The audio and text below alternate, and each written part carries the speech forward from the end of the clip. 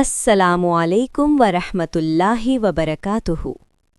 कुरान करीम की वो अजीम सूरत जिसके बग़ैर कोई नमाज मुकम्मल नहीं होती, जो हर मुसलमान की ज़ुबान पर दिन में कई बार आती है, मगर हम अक्सर इसके मानी और पैगाम पर गौर नहीं करते।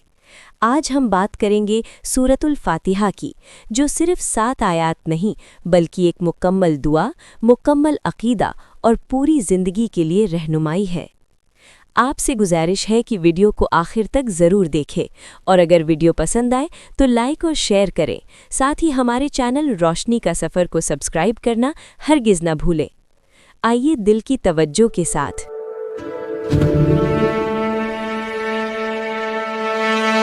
कभी सोचा है कि कुरान मजीद में वो कौन सी सूरत है जिसे अजीम तरीन सूरत का दर्जा हासिल है?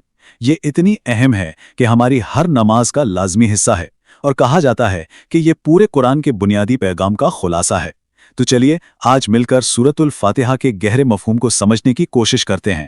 इस सफ़र में हम 6 अहम मराहिल से गुजरेंगे। सबसे पहले देखेंगे कि इसे अजीम तरीन सूरत आखिर क्यों कहते हैं, फिर अल्लाह के नाम से आगाज़ करने की हिकमत को जानेंगे, हम्द, रहमत और जवाबदेही के तसव्वुर को समझेंगे, इबादत के अहद की गहराई में उतरेंगे, हिदायत की अजीम दुआ पर गौर करेंगे और आखिर में ये देखेंगे कि ये सब मिलकर कैसे एक मुकम्मल रहनुमाई बन जाता है। तो आइए सबसे पहले इस सूरत की अज़मत और उसके मकाम को समझते हैं। ये सिर्फ कुरान का एक बाब नहीं बल्कि एक तरह से पूरे दीन की बुनियाद है।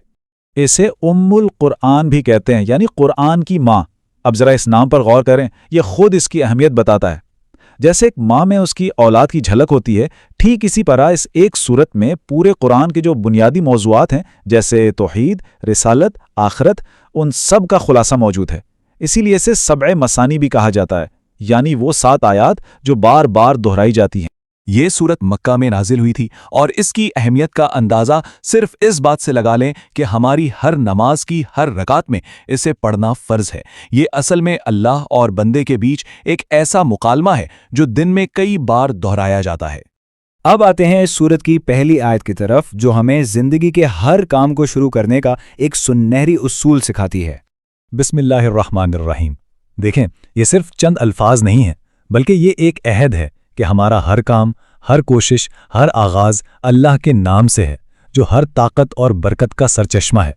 और इसी एक आयत में अल्लाह की 2 सबसे ख़ास सिफ़ात का जिक्र है, अर्रहमान और अर्रहीम। यहाँ एक बहुत ही दिलचस्प नुक्ता है। रहमान और रहीम सुनने में तो एक जैसे लगते हैं, है ना? लेकिन इनमें एक बड़ा फ़र्क है। अल रहमान अल्लाह की वो आम रहमत है, जैसे सूरज की रोशनी जो सब पर पड़ती है, चाहे वो कोई भी हो।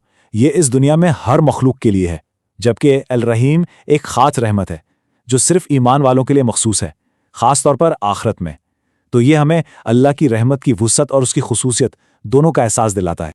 अच्छा, अल्लाह के नाम से आगाज़ करने के बाद सूरत हमें आगे बताती है कि वो ज़ात कैसी है जिसका नाम हमने लिया है और उससे हमारा ताल्लुक़ कैसा होना चाहिए। अल्हम्दुलिल्लाह रब्बिल आलमीन, यानी हर किस्म की तारीफ़, हर तरह का शुक्र सिर्फ और सिर्फ अल्लाह के लिए है, वो जो तमाम जहानों को पालने वाला है। एक लम्हे के लिए सोचें, हमारी जिंदगी की हर नेमत, हर सांस, सब कुछ उसी की तरफ से है, तो तारीफ का असल हकदार भी सिर्फ वही है। और फिर फौरन बाद अल्लाह ताला अपनी रहमत को दोहराता है, अर्रहमान और रहीम। सवाल ये है कि ये तकरार क्यों? ये हमें बार बार याद दिलाने के लिए है कि जिस रब की हम तारीफ कर रहे हैं वो बेपनाह रहम करने वाला है। ये हमारे दिल में एक उम्मीद जगाती है कि इसकी रहमत हमेशा उसके गज़ब पर गालिब रहेगी। लेकिन देखें, सिर्फ रहमत की उम्मीद ही नहीं, साथ ही एक तवाज़ुन भी कायम किया गया है। मालिक यौमिद्दीन, यानी वो बदले के दिन का मालिक है। ये एक बहुत बड़ी याद दहानी है कि जिंदगी में जिम्मेदारी और जवाबदेही भी है। हर अमल का हिसाब होना है और ये एहसास हमें अपने फैसलों में मोहतात बनाता है। अल्लाह की सिफ़ात को जानने के बाद अब सूरत अपने सबसे अहम मोड़ पर आती है। यहाँ गुफ्तगू का अंदाज बदल जाता है। अब बात तारीफ से बराए रास्त अहद की तरफ आ जाती है, जहाँ बंदा अपने रब से मुखातिब होता है। इय्याका नअबुदु व इय्याका नस्तईन, यही आयत सूरतुल फातिहा का दिल है। अभी तक हम उसकी बात कर रहे थे कि वो रब्बुल आलमीन है, वो रहमान है। अब हम कहते हैं, ए अल्लाह, हम तेरी ही इबादत करते हैं और तुझी से मदद मांगते हैं। यानी अब हम बराह रास्त अल्लाह से बात कर रहे हैं। یہ شرک کی ہر شکل کی نفی ہے اور خالص توحید کا سب سے بڑا اعلان ہے۔ تو اس ایک آیت میں پورے اسلامی عقیدے کا نچوڑ آ گیا ہے کہ بندگی کے لائق بھی صرف وہی ذات ہے، اور جب مشکل میں پکارنا ہے تو بھی صرف اسی کو۔ یہ آیت انسان کو دنیا کی ہر دوسری غلامی سے آزاد کر کے صرف ایک رب کا بندہ بناتی ہے۔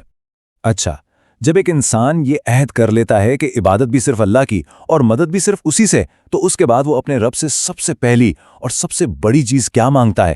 وہ دنیا اور آخرت کی سب سے بڑی نعمت مانگتا ہے، اور وہ ہے ہدایت۔ یہ دعا 3 حصوں میں ہے۔ پہلا حصہ اہدنا الصراط المستقیم، ہمیں سیدھا راستہ دکھا، یہ سب سے جامع دعا ہے۔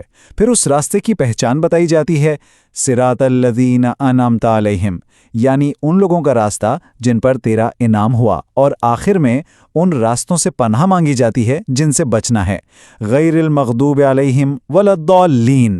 تو یہ سیدھا راستہ کیا ہے؟ یہ ہے اسلام کا راستہ، صحیح عقیدے اور اچھے عمل کا راستہ۔ اور انعام یافتہ لوگ کون ہیں؟ یہ انبیاء ہیں، صدیقین ہیں، شہداء ہیں، اللہ کے نیک بندے۔ اور وہ کون لوگ ہیں جن کے راستے سے ہم پناہ مانگتے ہیں؟ ایک تو وہ جن پر اللہ کا غضب ہوا، کیونکہ وہ سچائی جاننے کے باوجود اس سے مکر گئے، اور دوسرے وہ جو گمراہ ہو گئے، یعنی جو لا علمی میں بھٹکتے رہے۔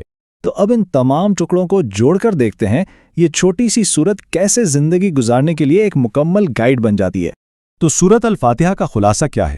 یہ اللہ کی تعریف سے شروع ہوتی ہے، اس کی رحمت پر ہمارا یقین پختہ کرتی ہے، ساتھ ہی ہمیں آخرت کی جواب دہی کا احساس دلاتی ہے، پھر ہم سے خالص عبادت اور توکل کا عہد لیتی ہے، اور آخر میں ہمیں سیدھے راستے پر چلنے کی سب سے اہم دعا سکھاتی ہے۔ یہ ایک ہی وقت میں ایک مکمل عقیدہ بھی ہے اور ایک مکمل دعا بھی۔